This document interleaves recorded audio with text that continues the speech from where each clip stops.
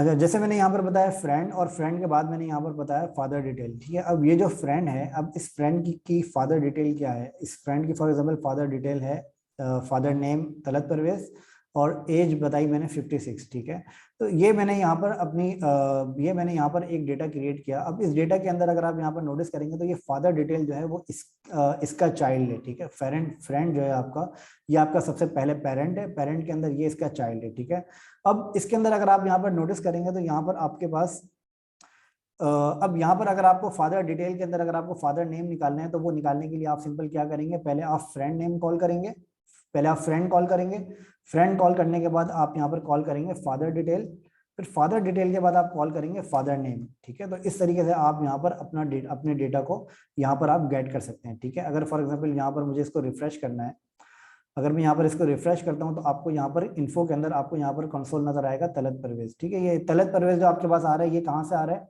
ये आपके पास आ रहा है यहाँ से, जो कि मैंने फादर नेम के नाम से यहाँ पर कॉल किया, फादर नेम। ठीक है, तो जब आप इसकी की को जब आप यहाँ पर कॉल करेंगे तो इसके अंदर आप यहाँ पर फादर नेम को आप यहाँ पर आसानी से आप यहाँ पर कॉल कर सकते हैं। ठीक है, अच्छा, अब इसके अंदर मैंने कंसोल करवाया, फॉर एग्जाम्पल अगर मैं यहाँ पर अलर्ट करवाऊंगा तो अलर्ट से भी यहाँ पर इसी तरीके से आएगा। ठीक है, अच्छा, अब इसके बाद अच्छा, अब इसके बाद अगर आप यहाँ पर नोटिस करें तो यहाँ पर मैंने ऑब्जेक्ट के अंदर जो मेरा फादर नेम है वो तो मैंने कॉल करवा दिया, लेकिन अगर फ्रेंड लिस्ट के अंदर अगर मुझे ये फुल नेम कॉल करवाना है तो इसके लिए मैं क्या करूंगा, इसके लिए मैं ये करूंगा कि फॉर एग्जांपल यहाँ पर फ्रेंड के अंदर अगर मैं यहाँ पर लिखता हूँ फ्रेंड लिस्ट।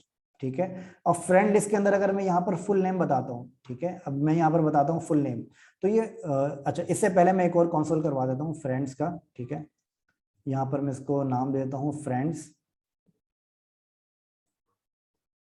ठीक है, और इसी तरीके से मैं यहाँ पर एक कंसोल करवा देता हूँ, इसको मैं नाम दे देता हूँ फ्रेंड लिस्ट।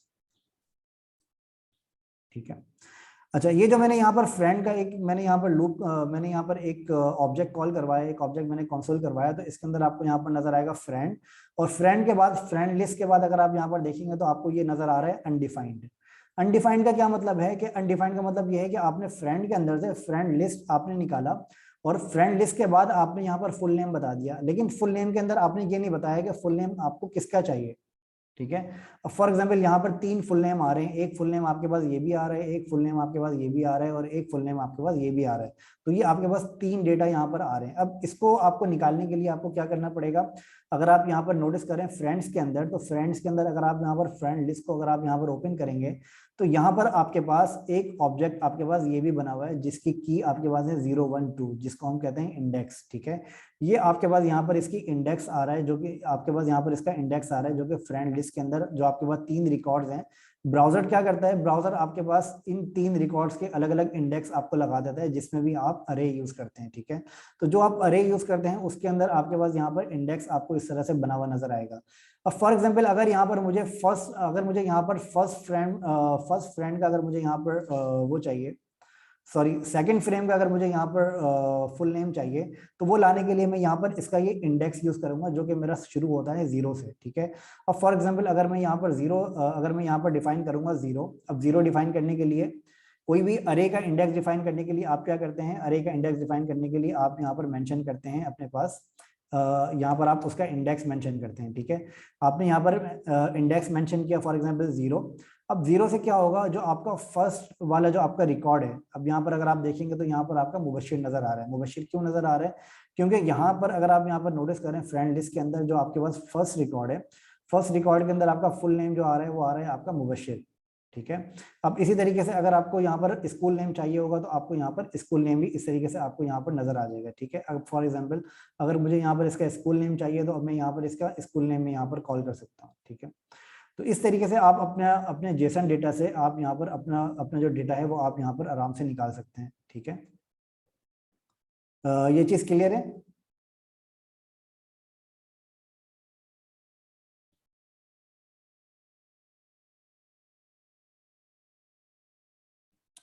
ओके, नाइस जी। किसी का कोई क्वेश्चन, कोई कंफ्यूजन किसी को?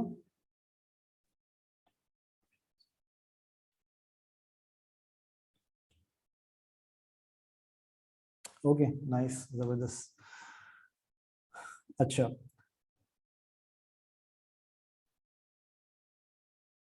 डबल पैड टूल का क्या मतलब है, मुझे पता नहीं है इसके बारे में। कॉम्प्लिकेटेड क्या लग रहा है आप मुझे बताएंगे, मैं आपको वो सिंपल कर देता हूँ।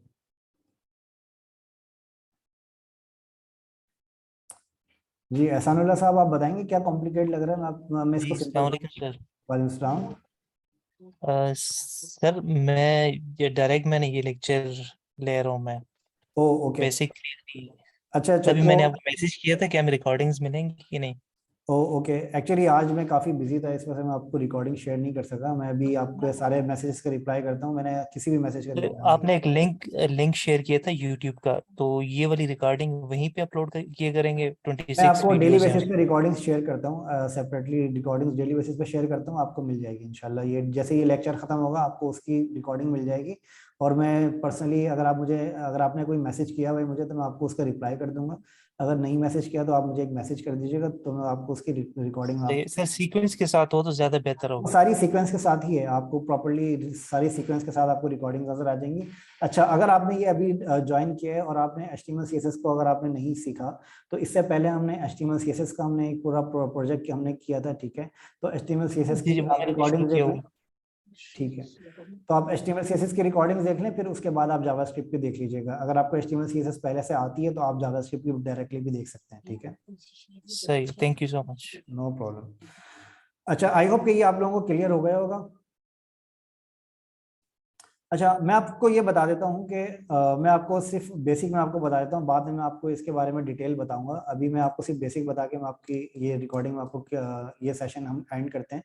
बेसिकली आपके पास यहाँ पर 3 किस्म के वेरिएबल्स होते हैं। वेरिएबल्स आप यूज करते हैं अपने पास अपने डेटा को रीयूजेबल फॉर्म के लिए, रीयूज करने के लिए, ठीक है। आपके पास 3 किस्म के वेरिएबल्स होते हैं। एक वेरिएबल आपके पास होता है कॉन्स्ट, और एक वेरिएबल आपके पास होता है वेर, ठीक है, और एक वेरिएबल आपके पास होता है लेट, ठीक है। ये 3 किस्म के आपके पास वेरिएबल्स होते हैं। अभी आप सिर्फ इतना याद रखें कि कॉन्स्ट के वेरिएबल के अंदर, फॉर एग्जांपल मैं यहाँ पर लिखता हूँ कॉन्स्ट के वेरिएबल के अंदर मैं यहाँ पे लिखता हूँ नेम, ठीक है, और नेम के अंदर मैं यहाँ पे लिख देता हूँ फॉर एग्जांपल उवैस, ठीक है। और इसी तरीके से मैं लेट का एक वेरिएबल बनाता हूँ, इसके अंदर मैं लिख देता हूँ फॉर एग्जांपल एज, और इसके अंदर मैं डिफाइन कर देता हूँ 31। इसी तरीके से मैं वेर का एक वेरिएबल बनाता हूँ, इसके अंदर मैं लिख देता हूँ for example school name. School name के अंदर मैं लिख देता हूँ फॉर एग्जांपल हेलो, ठीक है। ये मैंने 3 यहाँ पर वेरिएबल्स डिफाइन किए। एक वेरिएबल जो मेरा नेम का आ रहा है, इसके अंदर जो मेरा कॉन्स का वेरिएबल है, इसके अंदर डिफरेंस ये होता है कि कॉन्स के वेरिएबल को मैं यहाँ पर अगर इसके कॉन्स की वैल्यू को ओवरराइट करना चाहूँ तो मैं कॉन्स की वेरिएबल की वैल्यू को ओवरराइट नहीं कर सकता, ठीक है। और एज के अंदर डिफरेंस ये होता है कि ये कॉन्स की वैल्यू को, अगर मैं एज की वैल्यू को अगर मैं यहाँ पर ओवरराइट करना चाहूँ नेक्स्ट लाइंस के अंदर, इसके बाद वाली लाइंस के अंदर, तो मैं एज की वैल्यू को आसानी से ओवरराइट कर सकता हूँ, ठीक है। फॉर एग्जाम्पल मैं यहाँ पर डिफाइन कर देता हूँ एक और एज, और इसको मैं बता देता हूँ फॉर एग्जाम्पल इसको मैं बता देता हूँ 35, ठीक है। तो अब जो मेरी यहाँ पर अब मेरी यहाँ पर जो इसकी एज की वैल्यू है वो मेरी है 35। अगर इसी तरीके से अगर मैं यहाँ पर नेम की वैल्यू को डिफाइन करूंगा और इसको मैं बता दूंगा फॉर एग्जाम्पल तलत, या ओवैस के अंदर मैं बता देता हूँ OVAIS, यहाँ पर मैंने OW बताया है, यहाँ पर मैं बता देता हूँ OVAIS, ठीक है। तो कॉन्स की वैल्यू को मैं यहाँ पे ओवरराइट नहीं कर सकता। और वेर के अंदर ये होता है कि आप वेर की वैल्यू को आप ओवरराइट कर सकते हैं, लेकिन ये वेर जो आपका होता है ये आपका पुराना आपका एक वर्जन है जिसके लिए हम यूज करते हैं। अभी जो करंट आपका जावास्क्रिप्ट का वर्जन है वो आपका ES6 है, जिसके अंदर आपके पास कॉन्स्ट और लेट के वेरिएबल्स होते हैं जिसको आप यूज करते हैं, ठीक है। अब अगर मैं यहाँ पर इसको रिफ्रेश करके अगर आपको नजर आएगा, अगर आप यहाँ पर देखें तो आपके पास यहाँ पर एक एरर आ रहा है जिसको ये कह रहा है कि असाइनमेंट टू कांस्टेंट वेरिएबल, ठीक है। तो इसके अंदर आपके पास ये एरर आ रहा है। ये एरर आपके पास क्यों आ रहा है? क्योंकि आप कॉन्स्ट की वैल्यू को यहाँ पर आप ओवरराइट करने की कोशिश कर रहे हैं। अगर मैं इसको यहाँ से कमेंट कर देता हूँ तो अब आपके पास वो एरर नहीं आ रहा है, ठीक है। तो सिर्फ इतना भी याद रखें, बाकी मैं आपको इंशाल्लाह नेक्स्ट सेशन के अंदर इसके मजीद बताता हूँ। आज के सेशन के लिए इतना काफ़ी है आई थिंक। फिर इंशाल्लाह नेक्स्ट सेशन में हम इसको डिटेल में देखते हैं, ठीक है। तो नेक्स्ट सेशन के लिए, नेक्स्ट सेशन तक के लिए अल्लाह हाफिज़। और आप में से आई होप किसी के कोई क्वेश्चन नहीं है, अगर कोई क्वेश्चन है तो प्लीज़ पूछ सकते हैं। अच्छा सर, मुझे बस एक चीज़ बता जी जी, दें कि बोलें जो बोलें। जी आपने लेट लगाया है, तो ये ओवरराइड का कॉन्सेप्ट क्या है कि 31st को स्किप करेगा, 35th ले लेगा? जी हाँ, ये मतलब अगर आप यहाँ पर इसको आप यहाँ पर कंसोल करवाते हैं, फॉर एग्जांपल अगर आप यहाँ पर कंसोल डॉट लॉग करवाते हैं एज को, ठीक है। एज को यहाँ पे मैंने कंसोल लॉग करवाया और यहाँ पर मैंने भी, यहाँ पर भी मैंने कंसोल लॉग करवाया एज को। तो यहाँ पर मैंने 2 कंसोल लॉग करवाए हैं एज के। अब अगर आप यहाँ पर देखेंगे तो यहाँ पर क्या होगा कि फॉर एग्जांपल मैं यहाँ पर इसको फिल्टर कर देता हूँ एज। अब अगर आप यहाँ पर देखेंगे तो आपको यहाँ पर एक नज़र आएगा, सॉरी स्पेलिंग मिस्टेक, कंसोल, ठीक है। अगर आप यहाँ पर देखेंगे तो आपको एज के दो वेरिएबल्स आपको यहाँ पर नजर आ रहे हैं, एक में आपको नजर आ रहा है 31 और एक में आपको नजर आ रहा है 35, ठीक है। 31 के अंदर क्या किया इसने, यहाँ पर जब ये कंसोल लॉग हुआ तो इसकी वैल्यू 31 थी, लेकिन इस लाइन के बाद क्या हुआ कि इसकी वैल्यू 35 हो गई। तो अब जो यहाँ पर कंसोल लॉग कर रहा है वो आपकी वैल्यू को ओवरराइट कर दिया इसने, ठीक है। तो ये इसको आप यूज़ कर सकते हैं अपने पास रीयूजेबल फॉर्म के लिए, ठीक है। फॉर एग्जाम्पल यहाँ पर आपका फादर नेम जो है वो आपका मल्टीपल टाइम्स हमने यूज़ किया है। मैं यहाँ पर क्या कर सकता हूँ, फादर नेम मेरा सेम है, अगर मैं यहाँ पर इसको फादर नेम को मैं यहाँ पर एक वेरिएबल के अंदर सेव कर लूँ जो कि मेरा है तलत, ठीक है। अब तलत मैंने यहाँ पर यूज़ किया है, यहाँ पर भी यूज़ किया और यहाँ पर भी यूज़ किया, ठीक है। तो अगर मैं अपने फादर नेम को यहाँ पर सेम कर लूँ तो वो मैं यहाँ पर आसानी से यूज़ कर सकता हूँ। फॉर एग्जाम्पल फादर नेम को मैं यहाँ पर तलत की जगह पर मैं यहाँ पर यूज़ कर लेता हूँ, ठीक है। तो अब क्या होगा कि एक ही वेरिएबल के साथ मैं अपने फादर नेम को यहाँ पर चेंज कर सकता हूँ, ठीक है। अब अगर आप यहाँ पर देख लें तो आपके पास जो रिजल्ट आ रहे हैं वो सेम आ रहे हैं, यहाँ पर भी आपके पास फादर नेम तलत आ रहा है और इसके अलावा आप अगर यहाँ पर देखेंगे तो यहाँ पर भी आपके पास फादर नेम जो है वो तलत आ रहा होगा इसका, ठीक है। अगर डिटेल, ठीक है। तो ये इसका डिफरेंस है, इधर आपके पास तलत आ रहा है और नीचे यहाँ पर भी आपके पास तलत आ रहा है फादर। सर इसको कंडीशन के ऊपर भी यूज कर सकते हैं, जैसे 31 को स्किप करो यानी शो ना करो देन 35। जी हाँ, देखें आप यहाँ पर एक कंडीशन लगा सकते हैं, for example if age is greater than 30, तो एज की वैल्यू आपकी हो जाए फॉर एग्जांपल 45, ठीक है। अब अगर मैं यहाँ पर एज को कंसोल करवाता हूँ तो अब आपको यहाँ पर एज नज़र आएगी।